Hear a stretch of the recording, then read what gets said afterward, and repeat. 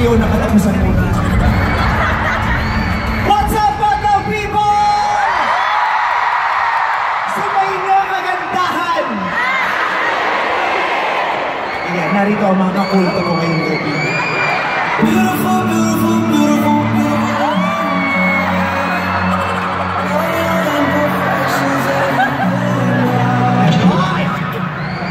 At dahil ngayong gabi nagdiriwang tayo ng kagandahan, imposibleng wala ako dito. Kanina, suot ang kanilang mga pulang gown. Nakita niyo ang mga past winners ng Binibining Pilipinas, ang mga pinadala sa iba't ibang bansa upang i-representa ang Pilipinas. Ngayon natutunghayan niyo naman, ang mukhang kailanman ay hindi magre-represent ng Pilipinas. Inlolo-ko sa akin. Pinaghandaan ko ang gabi ito dahil magtutuos kami ni Catriona. Sa sobrang paghahanda ko, itong suit ko, nagmukha akong puno ng saging. Sabi ko na sa designer ko, ayusin, kaya nakakakaiba ko. Ayan, nagmukha akong puso ng saging. Naguluhan ni paano mo. Yung mukha, tikba lang yung tsura, manananggal na. Ito. Inausap ko si Mac Tumang. Sabi ko, Mac Tumang, gawan mo naman ako ng damit. Tirinay niya akong gawan ng damit. Sinukat niya. Kaya nung pagsukat sa akin, tinanggal niya rin. Dahil yung Mac Tumang, nung sunod ko, nagmukhang timang.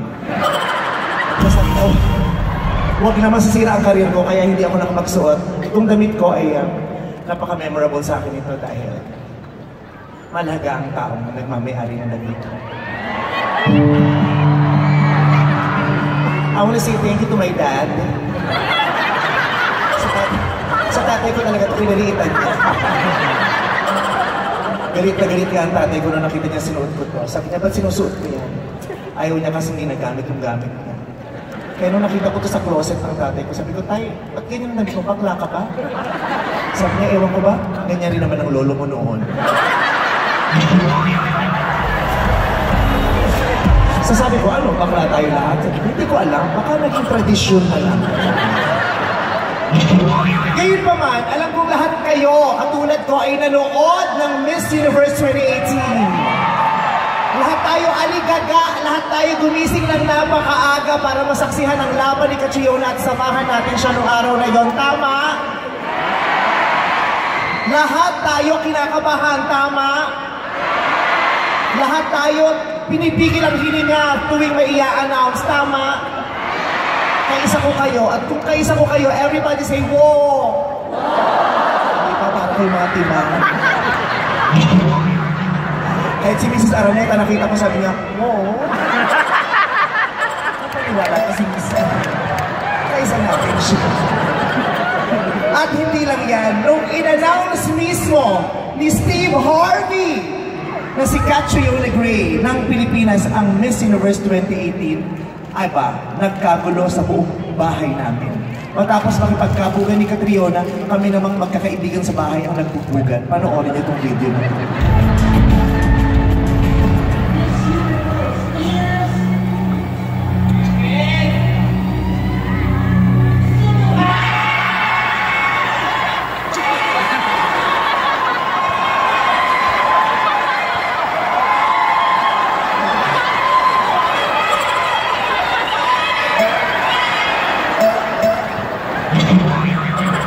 Diba sira ulo yung mga kaibigan ko? Umabot sa sabunutan si Farah Tadjakan at ibang klaseng ma-excite talaga ang mga Pinoy katulad ko. At siguradong may excite na naman tayong lahat dahil eto na. Makakatsikahan ko na. Makakatsikahan ko na nga ngayon ang nag-iisa at mahal na mahal natin. Please welcome back Miss Universe 2018, Miss Catriona Gray!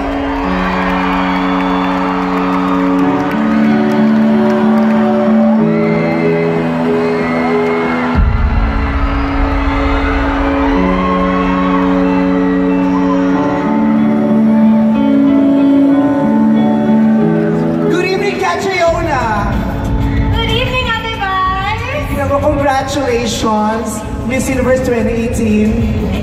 Ayan, in-invite mo pa talaga ako dito. Talaga namang hindi mabubuo ang gabi na hindi tayo magkakanig. Bagay talaga tayong dalawa, di ba?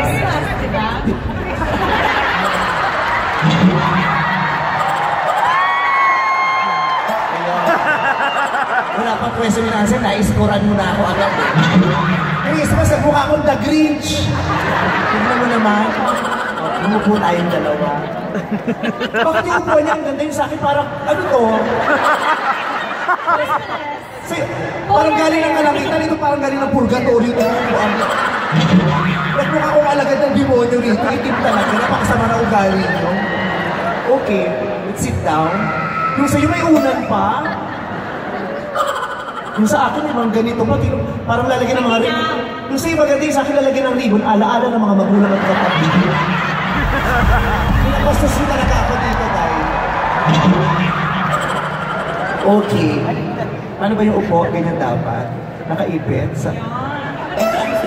Ang hirap ko rin dun. Dito na lang. Kamusta ka? Ayos na tayo dyan. Pagmula nung nanalo ko ni Singles, ang dami mo ng interview na ginawa at lahat yung magaganda, formal. Mayroon ka lang makakaroon ng interview, mukhang addict yung Pero bagay pala tayo sa isang frame, no? Vice and Kat, ay parang pwede tayong ngayon, tandem. Kasi nung nanalo si Pia, napakaswerte ko kasi pinagbigyan ako ni Pia words na sumama sa pelikula ko, napakaswerte ko. Baka pwede naman tayong susunod. Diba? Vice and Kat, ang pangalan ng team up natin, Vakat.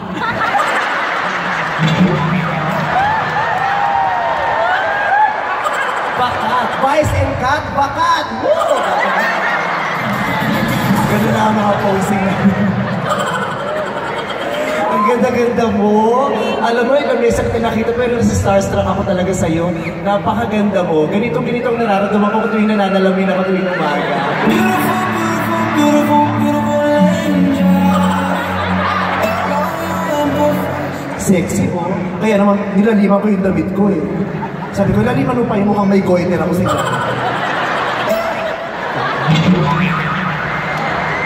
Napakaganda mo. Kasi ang ganda ng pamilya mo. Thank you. Nakita ko yung nanay at tatay mo kanina. Sobrang ganda ng mama. Ang ganda ng nanay mo. At yung tatay mo mukhang may-ari ng KFC. Or Santa Claus pa rin eh. Saka sa Christmas Eve. Wapo ng tatay mo, no? You know, when I was a little girl, everyone would be like, is that your grandpa? Hindi naman po. Kasi mukhang Santa Claus. At diba yung Santa Claus, lolo natin lahat, pero your dad is so handsome. Hi, Daddy! Hi, Daddy! Your daughter is so beautiful.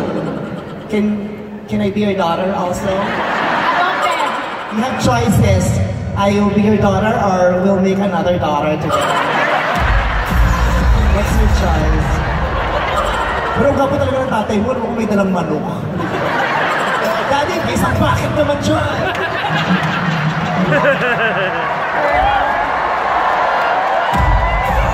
Ay, yung tatay mo tumatawa na lang pero hindi niya alam siya yung pinagtatawa na yun. Masaya lang siya. Joke lang. Okay, mag-chikahan tayo. And bago tayo magtuloy-tuloy, I want to say thank you very much for allowing me to interview you tonight. Siyempre, Advice, I wanted to guest on GGB before I left. You were so busy. She was actually scheduled to guest, di ba? Kaya lang na-cancel dahil ang dami mong ganap. Siyempre, ayoko namang maabala ka sa pag-prepare mo for Miss Universe. True, but at least mas bangga yung set natin ngayon. Oh, so nilalait na yung set ng Miss Universe. Makabonggang set. But at least nakalama down ako today. O bakit? Nakapuno ng saging ako. Ang layo ng itsura natin dalawa, ano? Mukhang Miss Universe, mukhang intergalactic na may itsura ko.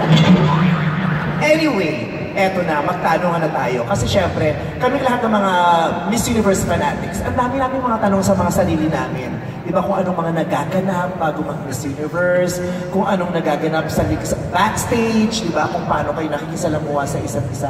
Pero bago ka pumunta ng Thailand, syempre diba lumalabas na yung mga pictures ng mga candidates from around the world, diba? Kung sino yung mga kasali. Nung nakita mo yung mga pictures online, sino yung nung nakita mo sa, ay mukhang ito mabigat kong kalaban ko. Sino yung kinabahan ka? From pictures lang, Sa so pictures beauty pa lang. lang. Sobrang ganda si Miss Russia, Hungary, Jamaica, Ang gaganda nila lahat sa pictures nung nakita mo. Yung nga. Pero lahat sila hindi sumema, yung mga nabanggit mo. So sabi sa inyo, huwag kayo nagpapapaniwala sa litrato eh. Tingin Instagram ko, daming likes. Ang layo sa katotohanan. Diba? Siyempre sa picture, budol is real. Pero sa picture, sila ito, ang gaganda nila. Talagang feeling mo, mahigpit mo silang kalaban.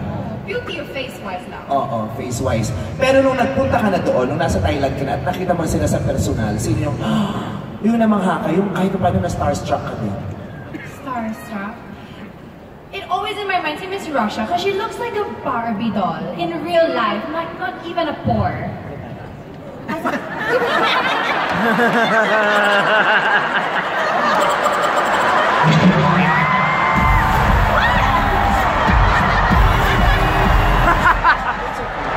Alam mo, you're really beautiful, but you tend to be very offensive at times.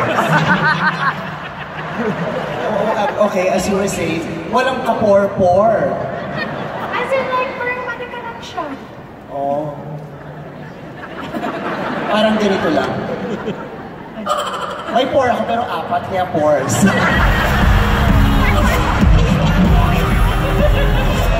Si Miss Russia talaga, ang ganda sa personal. Yeah, she's the one that's stuck in my mind because every time you see her, she's just... Mabait siya. Oo. Talaga. Actually, it yung batch, actually. Even when I'm talking to yung housemate ko, si Miss USA, si Miss USA ba housemate mo? Oo. Di ba na-bash yun?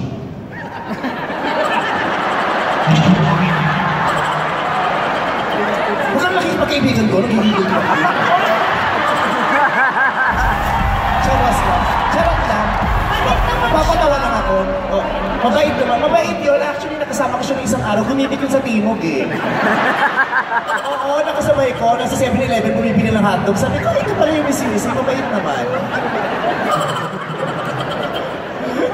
She was nice. Everyone was nice. Wala akong experience na, everyone is just friendly. I didn't have that. Some people are like, baka backstage, there's sabotage or there's mean girls, but I didn't have the experience. Yung top 3 mo, nung habang tumatagal na, bago yung coronation night, sino yung parang sabi mo, ay, ito makakasama ko sa top 3? Top 3? I really saw, South Africa and Venezuela were very strong, even from before the pageant. Venezuela was one of the first girls to be crowned, and her walk is killer. Like, I love her ramp walk. And then South Africa naman very well spoken. I also thought that Costa Rica was very strong because she seemed very natural in her personality, the way that she was really friendly. Sino pa ba? Tama na, top 3 lang, di ba? Ay, okay, ayan. May option. Magaling siya talaga, pero mahina siya sa math. Buti na lang walang math sa Miss Universe ko. Tapos nung dalawa na lang kayo ni Miss, sino ba yung... South Africa. Di ba pag dalawa na lang, magkahawak kayo? Di ba lagi gano'n, magkahawak, nakabuton? Tapos hindi naman, wala na kayong mikropono, nakikita na, magkahawak kayo sa gagawin. Yung totoo, ano ba mga sinasabi? Did you read our lips? What do you think we said? Hindi ko nga eh, kasi tulala na ako noon eh. Ang mahal na nagdadasal na ako noon. Sabi ko, Philippines. Gumagano na ako. Tapos nakikita ko, ano ba sinasabi niyo? Sabi ko lang, tayo na-etso lang na tayo nitong dalawa to. Pero ang totoo pala, nagmumurahan lang sila. Anong sinasabi niyo? It was more like, I said, I'm so happy to be here with you. I know whatever will happen, you'll be amazing. She said, you too, babe, you too. Yuto lang. Yuto yung band. Yuto ka lang, wala masyadong message. Gitera din yun. It's such a nerve-wracking moment kasi, sobrang... Pero that moment, you knew it was gonna be you. Kasi we knew it. Why were you praying? Yeah, we knew. From the very start, we knew it was gonna be you. How about you? Did you know it was gonna be you? Because if you knew that it was gonna be you, just like us, we knew it was gonna be you, then we you. all knew.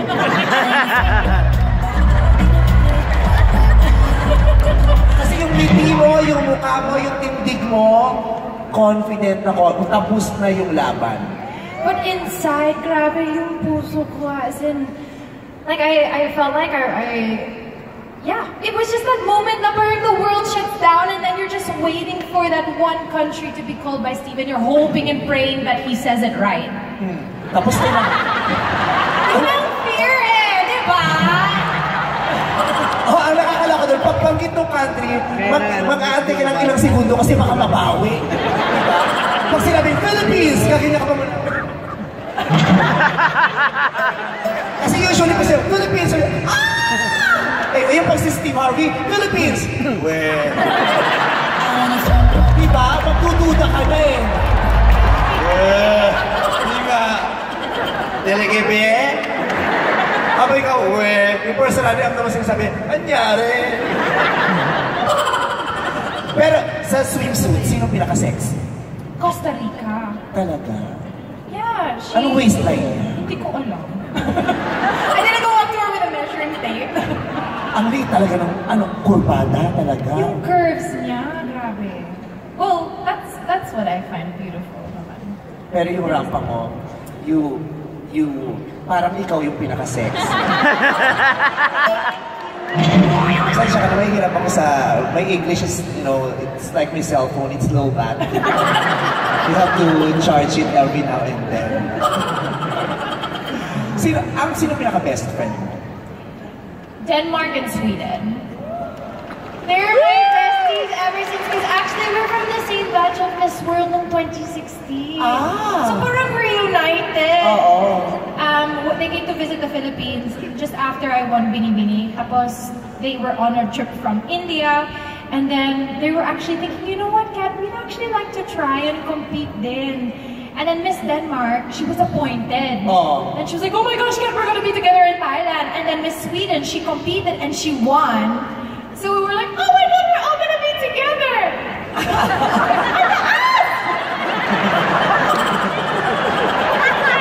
Alam mo, kahit ano sabihin mo, hindi ka naiintindihan kasi tinititigan lang kita. Yung mukha niya parang nangungusap. Promise, wala akong naiintindihan kasi napapaganyan lang ako sa'yo. Ang ganda talaga niya. Yung parang, pinagkaiba namin? Dalawa rin naman ang mata ko. May butas din naman yung ilong ko. May mali eh. Kaya pag sumasagot kayo, hindi ko talaga na iniintindihan. Tinitingnan ko na, ang ganda niya itong babae. Ilang taong ka na? 25. 25 ka na, ang fresh mo pa. Ako 24 pa lang, bulok na ako. So sa Miss Universe, pag walang activities, yung mga fellow candidates mo, ano mga pinag-uusapan niyo? Tungkol pa rin sa contest? Actually, no. We talk about food. Because we're always hungry, and also about our countries. We're sharing about, for me, the Philippines. I keep saying, have you ever visited? Come visit our beaches, come visit our mountains. Adobo? It's adobo. It depends on what school you're from. From our school, we say adobo. How about from our school? Adobo? Adobo. Oh my God. It's adobo. When it's fully cooked, it's adobo. But when it's hard, it's adobe.